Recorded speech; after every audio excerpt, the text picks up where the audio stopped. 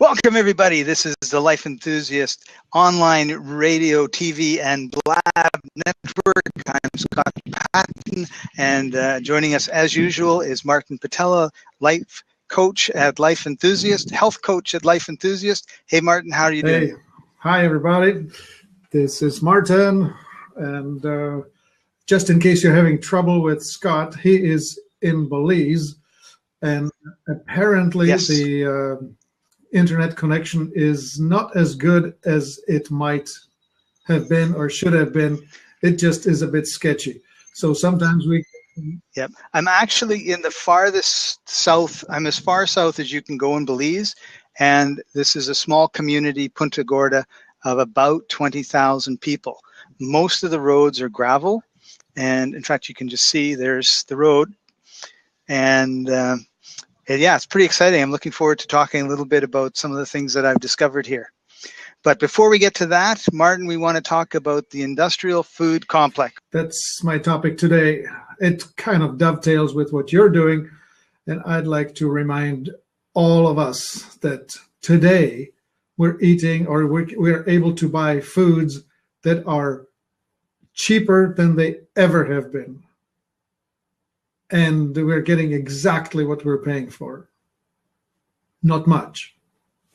Or what we're paying for it is what I meant to say. Because what's going on with us is the following. In about the 1920s and 30s, we kicked off the Industrial Revolution in agriculture. Back in 1900, 30% of Americans were farmers. Right now, I think it's 1.5% to 2% of the population that are farmers, and they're more than able to feed every one of us with huge quantities to spare for export. What that is a wonderful thing, the revolution of productivity, but along with it came destruction of food values, of nutritional values of the food. Actually, interesting, I noticed that less than 2% of the soil of the area, I should say, how do I say this? 2% of the fields are organic. 98% are not. That's not very good news. No. The organic food movement isn't even getting a foothold. It's just very tiny by comparison. So this is going to be a general promotion for please buy organic. Please support the organic farmer, because if we don't, we're headed into some difficult times. Well, and maybe we're already in those difficult times. You've got the whole global warming thing going on, and climate's being crazy, and then you have the obesity, and you have all the diseases that are chronic that people are suffering from. Right. That is indeed, with the rise of the industrial agriculture, come the rise of the industrial disease.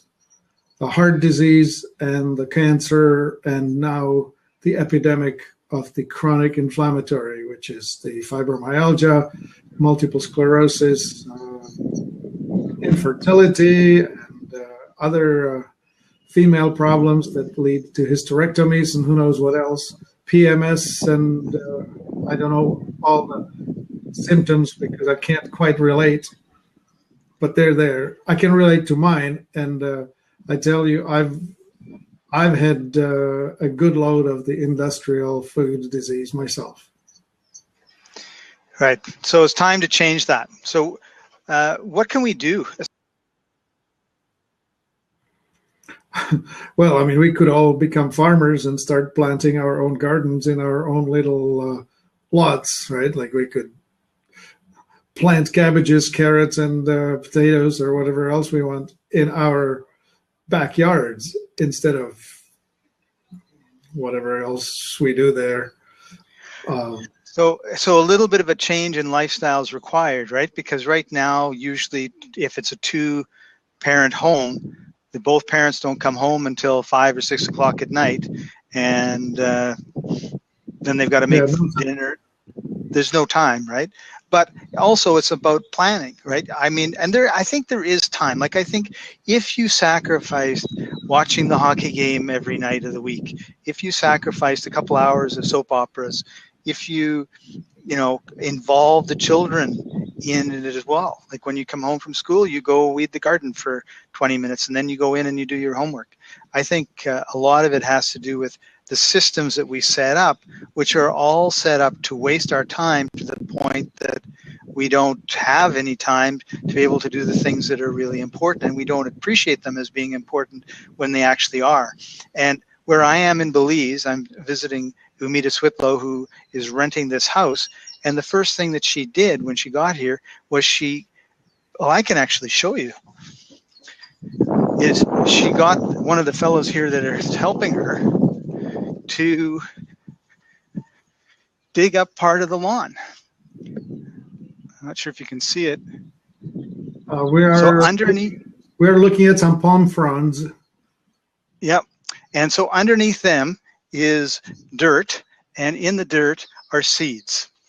And she's growing all sorts of vegetables. And the whole thing took like an hour. I was amazed, right? I thought, this is going to take a long time. But the young man just got in there, dug it all up.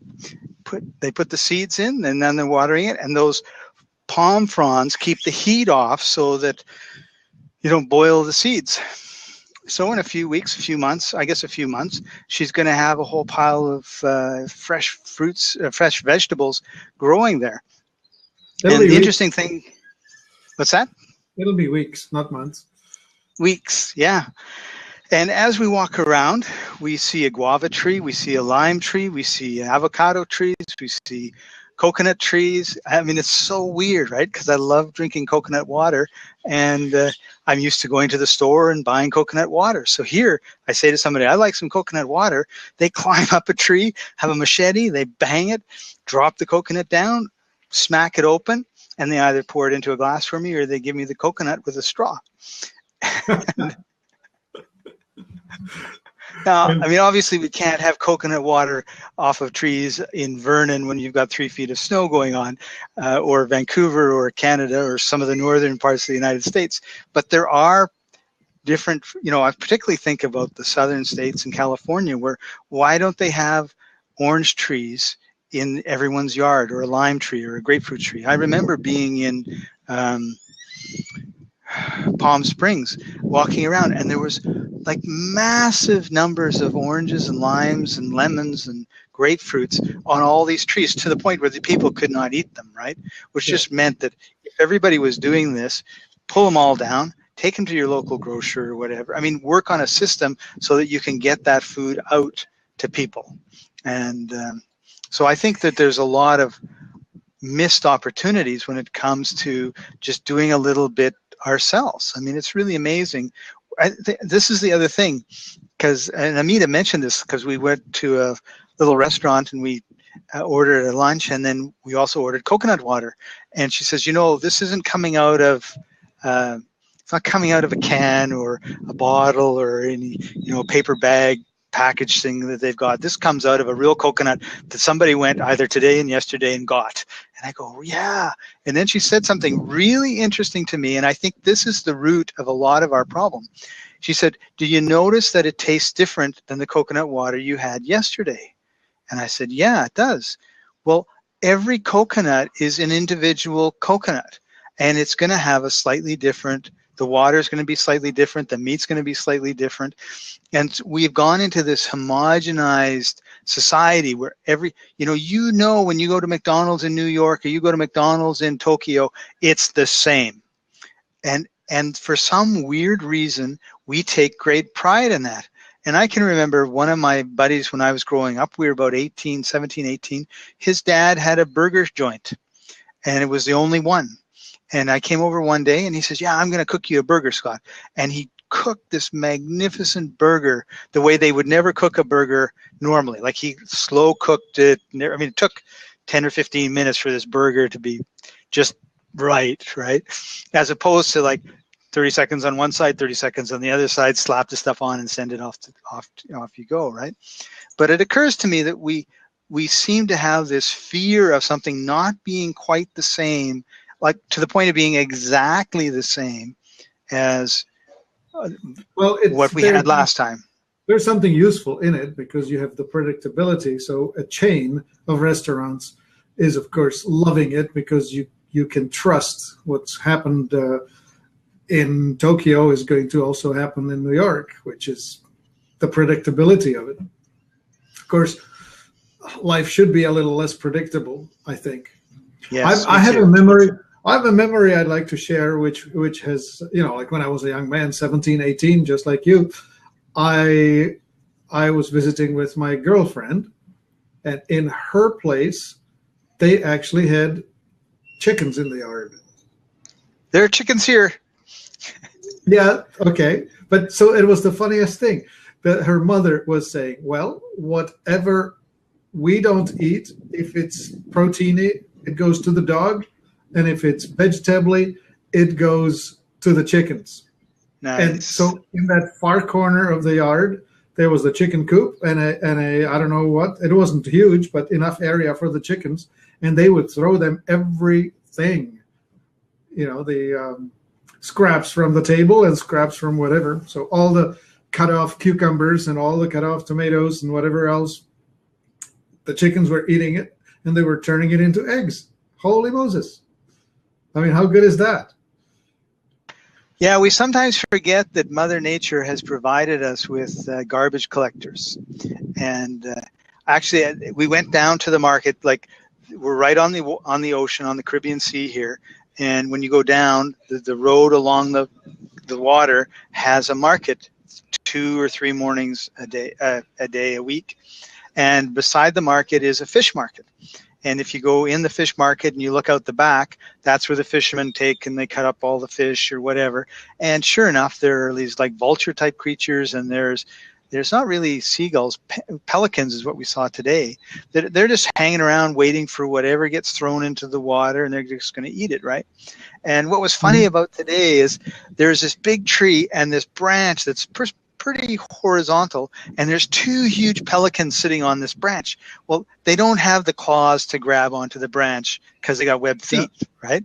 Yeah, and so these vulture type creatures, birds, flew up, 2 of them, and landed beside the pelicans. Well, the thing bounces and the 2 pelicans, or they just about fall off, and they're sitting there, and then the pelicans are stable, and then another bird comes up, lands on there, and the pelican almost falls over, and then one takes off and another one lands. And I was like, well, I was watching it for about 10 minutes, right? It was so funny. I said, are those birds trying to knock the pelicans off the perch or what? And, yeah, it's really kind of interesting being out of.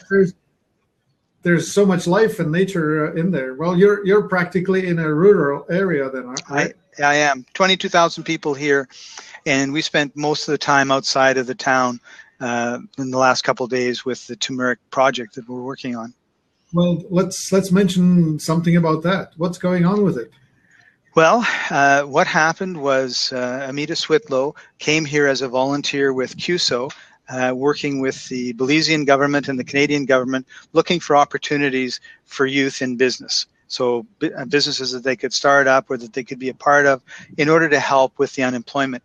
About 70% of the people in Belize, and there's only like 400,000 people here, it's a small country, but about 75% of them or 80% of them are under 29. So they're all very young, they're all having lots of children, and they don't have any work. So they're like, what can we do? And we thought, well, the interesting thing about turmeric is it's kind of like a weed, in that it grows and you don't do anything, right? So if you let the weeds, it just kind of takes over. And turmeric doesn't take over because nothing can take over in the jungles here. The jungle takes over, but it grows everywhere and you don't have to fertilize it. It doesn't take any herbicides, doesn't take anything. And it came here with the East Indians who came here as indentured slaves 200 or 300 years ago. And they brought a specific type of turmeric with them, which when you look for the curcumin levels, it is normally around 3.5%. It's 6.5 to 7% with this variety. And so we went out to one of the farms, and they They whack and they hack. They get rid of the leafy stuff and then anything else that's over top, and then they just take a spade, like a fork, and they just loosen the ground up, and they pull out all of this turmeric. So she uses the local. It's a root, like ginger. It's called yellow ginger, and so there's no herbicides, no pesticides, no anything. Well, nowhere around here do they do any of that. They can't afford it, so it's pretty fresh. It's nice that way. And then she wants to. What she does is she makes a paste with Himalayan salt or sea salt, and coconut oil that's from the coconuts here, and lime juice from the limes here. So we were looking at like, where are we going to get all these limes that we need? And we drove out into one of the Mayan villages, and with the farmer, because he was saying, oh, go here, go here. I mean, we're just going on like barely 2 tracks of, through the forest, right? And we come across these beautiful Mayan homes. They've got the thatched roofs. There's a dirt floor, but I mean, it's a hard packed dirt floor, and they keep it just very, very nice. And we talked to one of the Mayan ladies. Do you have limes? Yep. And she took us behind. There was this huge lime tree, and of course, I'm there, and I've got this big stick, and I'm poking the limes, trying to get them down. And after about 20 minutes, 30 minutes, we had 240 limes off this tree. And that's about it. It's in the middle of the jungle somewhere. More than enough. I mean, they get more than enough for themselves. They probably take it to the market. And we just said, okay, we want to buy your limes. And if you have any friends that have limes, we want to buy their limes too. And we're only, 3 minutes down the road where the farm is. And we've got a facility where we're going to be manufacturing it and all the rest of it. So organic. I don't know if it would be Canadian certified organic, because there's nobody here looking and certifying anything. But it's called wild crafted. Yes, that's right. Wild crafted limes. I mean, wild crafted coconut oil and wild crafted turmeric. And so she just makes this paste. It's beautiful, and we're going to be exporting it to Canada, so that Canadians have an opportunity to get the health benefits of turmeric, hopefully into the United States as well.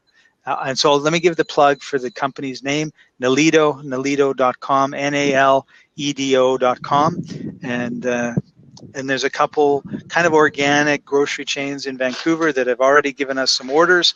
That's where we're going to start, and then we're going to grow it across Canada.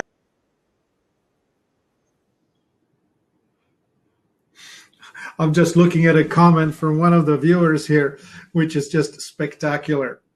It says, maybe I can't tell, an organic banana should be called banana. Everything else should be called non-organic industrial. Exactly. Right? Like same linguistic nonsense that we have with alternative health, right? Like, I'm having to declare myself an alternative health practitioner when in fact I'm the one that's the natural, the non-industrial, the non-chemical, the non-whatever. I'm not waging the war on the body. I'm supporting it to get well. Okay, so something funny going on with Scott. So the reason I'm having the local children just went on the back of a pickup truck by me. If I'd have been fast enough, I would have turned around so you could have seen. There's no seat belts. There, just like when I was young. The beauties of developing world. That's right. So let's hope they don't develop too much. Well, here's the crazy thing. There are such wonderful advantages of having a fully developed industrial society, but some of these things we have screwed up tremendously. And the thing that I believe we have screwed up badly is the food production. Yeah. Which is this. I have seen a study that shows that the mineral content of our vegetables has been declining. It's by 1937, when the first report came out, they were complaining that they were down 70%. that they lost 2/3 of the original mineral content. Well, since then, we have lost 2/3 again. So we're now down to maybe 25% of 24%. I can't do the math in my head of the original mineralization that was available in the foods. So what goes in our lives now is we're eating food, but we're not getting the nutrients that we're supposed to be getting. With organic foods, and especially biodynamic foods, we have a chance of having the nutrients that we require. But if we're eating broccoli that's been grown the industrial way, it looks beautiful, but it's hollow food. And it bothers me. And it bothers me for the following reason. The fertilized soil is losing the natural microbes, and it's losing the humic and fulvic acid content. So there's less and less of the goodness left in the fields. And I don't know how many more generations it's going to take before the foods are actually not going to be able to grow.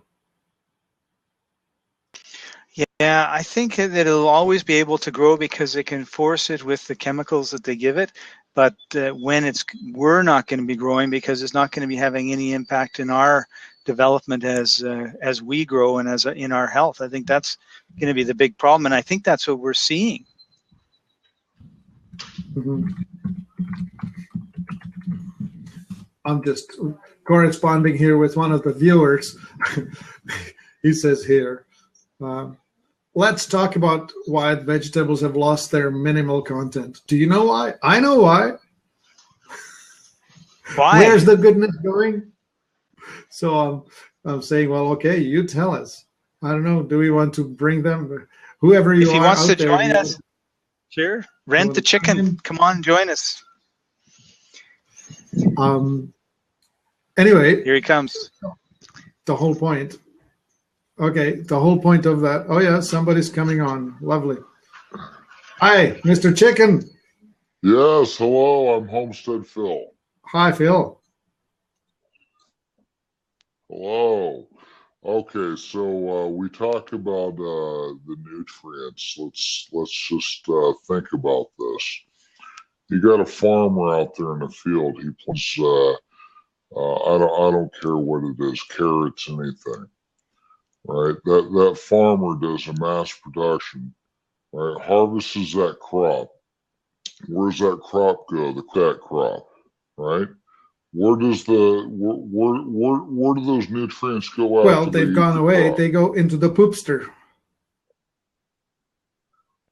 Toilet system that's already there. So what you've done is you've created a one-way highway of all these nutrients leaving, and then being disposed of at the city, sometimes hundreds of miles or thousands of miles. I mean, here in Western Pennsylvania, yeah, we get stuff from all the time, and there's no way to get those nutrients back, and that's why you turn around and you have farmers spraying chemicals on. That's why you see fewer and fewer nutrients content. Right. Well, the whole point was that the NPK, the nitrogen, phosphorus, and potassium fertilizer is pushed onto the field. Those are the minerals that cause it to grow quickly, but there's not enough time for it to grow strong and rich, and it certainly is. Well, it's looking good, but it's hollow on the inside. Right. Well, there's no natural time by nature. Now, if the cities were to be able to collect that waste and turn around and ship it back to the farm, and then use that, create a circle and get those nutrients back, but we all know that more than just waste goes into a toilet in a city. But reduction of quality of food in just one aspect. It reminds me of the China study, our which is a food very system. popular book that documented how healthy the rural Chinese population was compared to the Americans. And one of the big things with the Chinese farmers is that they use all of their excrement and haul it back to the field.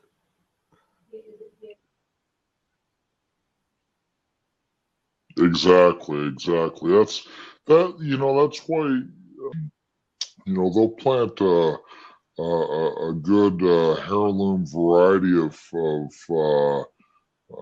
feed for their cattle on something that, and they let distribute waste throughout a good organic farm. There's a book that I recently read from a man named Harry Stoddard. It's called all sorts of farming techniques that he uses, just no-till farming to help preserve the soil content. That's where I am, and you see these farmers' fields. They'll till and they'll be bare for 6-8 weeks, and depending on how long it's topsoil. That's right. Yeah, if it dries out over it. If it dries out, or it the just rainwash blows off into the wind, and off it goes. I see that all the times. When I was growing up in Winnipeg, we'd have all of Saskatchewan would just come over, and land on us. And it was just like, oh my God, like look at all of this dust that's just being blown, which is not really dust. It's topsoil, like you were saying. And it's massive. Yeah, bad method. Yes. All right. Definitely. So. Okay. So how do we turn it into something practical for the people who are actually living in the cities? This is a trend that's going to be hard to resist anyway. Urbanization, modern lifestyles. What do we tell them to do? And my take on that is go raw. Eat as much raw food as possible, and especially eat that organic, because we need to push on the industry. We need to cause them to change. The most important point I want to make is this: the money in my wallet pushes what happens on the other side of the equation. When the money is like the oxygen of the economy. So wherever you direct it, that's where stuff grows or prospers. And from wherever you withdraw it, that's where it just goes away and dies. So when we want to have more of something, that's what we have to buy. And when we want to have less of something, that's where we need to not buy. And so this is my recommendation: to do the most revolutionary act, to shop at the right place. Sure, buy local. I mean, we is rent the chicken. We provide people chicken coops and chickens in their backyards. They get farm fresh eggs without a commitment at the end. But the idea is to have that food source closer to the table. I mean, people these days aren't going to raise a couple chickens. They're not going to raise a cow in their backyard, but you can raise a couple chickens. Our garden, my garden every year is about 25 foot by 20 spaghetti sauce, more than 40 pints of salsa, more than 30 jars of corn, 105 foot by 25 foot. That's great. Most people, they don't realize that. It doesn't take a lot of space. Yeah. What climate are you in? Difference. And then I think this is zone 6 or something like that. I can't remember. I start planting on May 1st. That's when everything gets transplanted into the gardens. May happens. We got about 6 inches of snow right now, so I figure right around March 10th, Okay. March Yeah, we can't put 15th, anything out where the I live potatoes until will May go on the ground. 24. So you are Yeah, Yes. up yeah. north in Canada, Not me. then, huh? Well, I live up there, but right now I'm in Belize, so Gotcha. it's there's no snow. It's Yeah, it's a beautiful. lovely place. The other part of this conversation that I think always gets forgotten is systems, right? And we've the one that, since we're talking about poop, you know, it goes someplace and something happens to it, and it, I mean, it just disappears out of sight, out of mind. And where my parents live, where my mom lives in Victoria on Vancouver Island, they basically just ship it right out into the ocean. And Seattle's complaining about it, and so they're looking at making this big, huge thing, right? And they've had studies of this and studies of that. And my dad used to say, "There's like 10 billion fish poop every day in the ocean. Doesn't seem to be a problem. I don't know why 300,000 people is a problem." But the point is that that's, again, if it's being, you know, made in Ecuador, made in Honduras, made on the prairies, and it's just going out into the ocean, how is that going back? And so I think that, you know, I think we need to look at the system and say, well, you know, how can we compost this poop? Like maybe we should be doing something and then turning it into blocks and shipping it out to Saskatchewan or Idaho or someplace, putting it out in the field, let it, the rain hit it, and have it spread, you know, or whatever, and it goes back. But to me, it's like we have these systems that don't help. If you have a system that works, then it's going to support you. The other system that we have is we give a lot of farmers a lot of money to buy herbicides and pesticides and certain types of seeds that we don't want. So why are we subsidizing those guys and we're not subsidizing the organic guys? That's a political issue.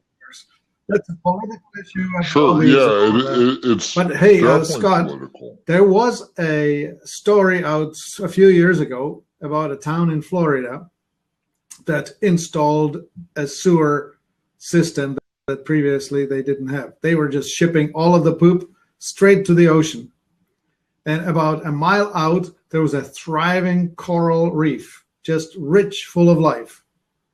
They installed that sewage treatment plant, and that entire coral reef died. It just totally starved. Yeah. Pasteurized poop is no big good business to anybody. will never.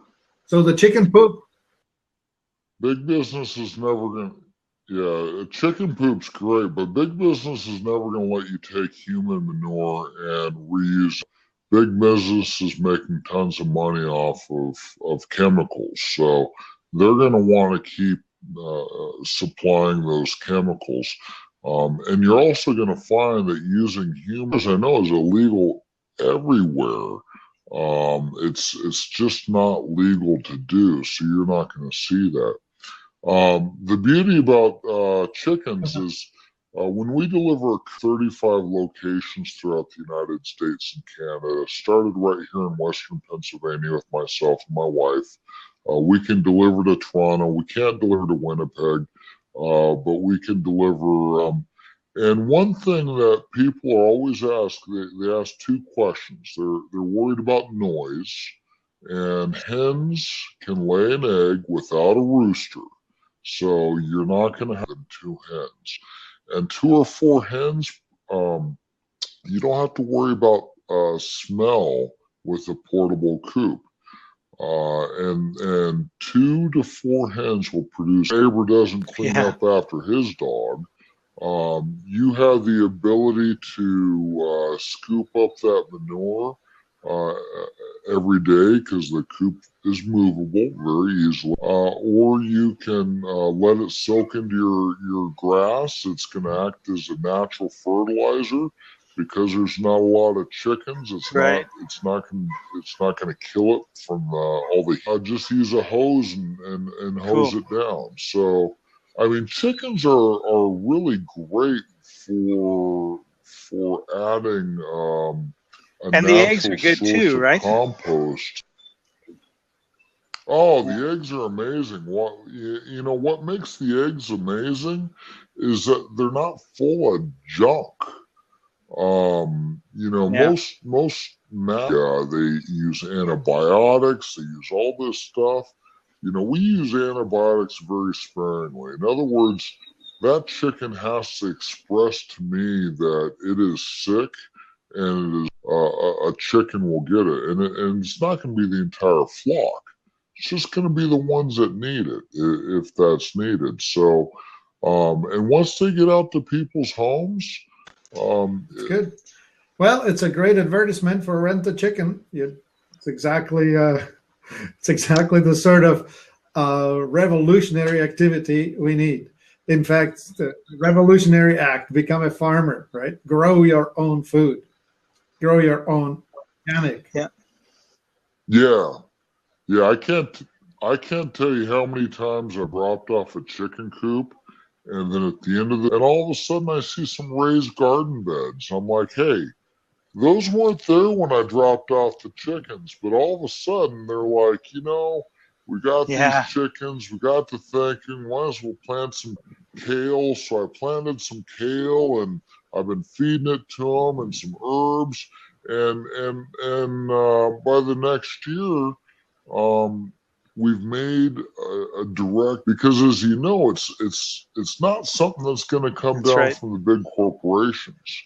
It's not something that the government is going to change, because, you know, those elected officials. I'm doing my part at starting down the low, grassroots, and just starting with the great individual. So one family at a time. Maytar wanted to join us. Sorry, I just didn't want to interrupt the Rent a Chicken rant, but if you want to join us, I'll let you on now. You were just on such a good roll, and I didn't want to stop you, right? So, and I'm assuming rentthechicken.com is your website. Yes, rentthechicken.com. We're also on Facebook and Twitter and Instagram. And well, I was thinking about that. You know, if you have kids and they're in that 4 to 8 range, they probably become very attached to the chickens. Now. Yes. Oh, and the other thing, they're going to say the grocery store. So it's education as well. Right on. Okay. So, Scott, you're going to bring somebody on? So, all right, guys. My chickens and make sure nobody's fried it. Awesome. Thanks for joining us. Bye-bye. Take care. All right, thank you. Maytar was sort of trying to get on, and I didn't let her on. And now she's still, I don't know if she's still listening or not, but if she wants to join us, we got an open seat. This is the Life Enthusiast Health Blab. He's Martin, I'm Scott. He's up in Canada. I'm down in Belize. He's cold and freezing. I'm warm and sunny with a little bit of a sunburn. Not really 100% true, but I got to rub it in a little bit. So, Martin, we want to talk a little bit more about the industrial revolution that occurred in our food stuff, or do you think we've covered it? Well, let's talk a little bit about fulvic acid. I would like to raise the two main issues, which is the humic and fulvic acids that we are not getting with the food that we should be getting. So we now have it available as a supplement. So people think and get that. Put that in your diet. Put humic and fulvic acid in your diet, and put products that use that into your diet. And get the superfoods such as the Exela, Advancium, or Zoetine, or something like that into your diet, where you're able to get the nutrients that are lacking in your salad back into it. Like what I do is when I have my salad, I actually throw a scoop of the green superfood on it just to spike it, to give it some intensity, because I'm just not getting the nutrient density that I require. So for those of us that don't know, what is fulvic acid and what's humic acid? Okay, humic acid got its name from humus, which is the stuff that makes the difference between beach sand and fertile soil. Makes It's it black. that black stuff. That's the black stuff that's in the soil. Okay. And there are resources all across the planet in various places in the world where millions years ago, when this organic matter could have turned either into petroleum or into coal, or if the bacteria processed it into this rich humus.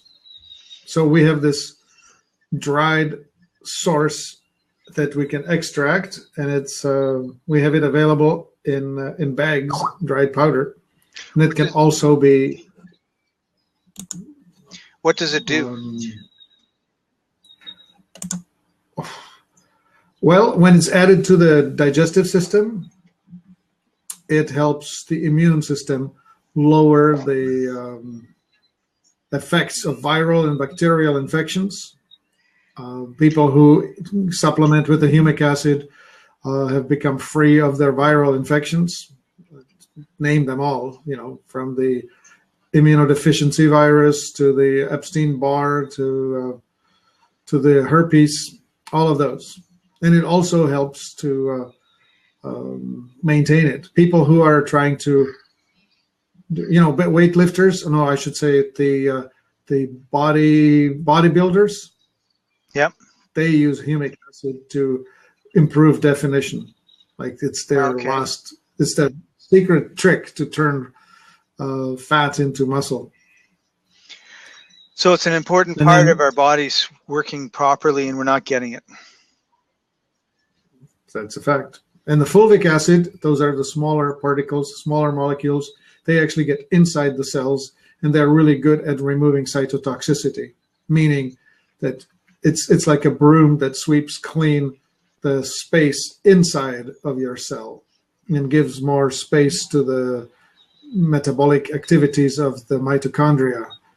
I guess in plain language, it's like sweeping the cobwebs, no, not cobwebs, sweeping the black dirt out of your fireplace, helping it to burn clean again. Okay. All right. And we're not getting it in our food. Not enough. Not enough. Okay. So that's my message. Get the humic and fulvic back into your diet. Get more organic into your diet. Buy organic food and get the superfood blends that we have to help you restore some of the mineral densities that you require. Cool. All right. So I think that's a good time to wrap up. All right. Somebody just popped up and says, good movie to watch is The C Word. I just don't know which that is. We'll just put it out here. Anybody who's hearing it, you can search and see what happens. The C Word. All right. I'm all talked out for the day. All right. Well, thanks for watching, everybody. This has been the Life Enthusiast online radio and TV Blab Network, restoring vitality to you and the planet. Martin, before we go, if somebody wants to know more about, making these lifestyle changes, how can they get a hold of you? There is the website with a lot of very useful articles, life-enthusiast.com. And if you want to talk to me, find me at 1-866-543-3388. We're there from 8 a.m. to 8 p.m. Pacific time. Awesome. Thanks for joining us, everybody. We'll see you next time. This is the Life Enthusiast Blab, restoring vitality to you and the planet, coming to you from Belize and Canada. Bye-bye. Take care.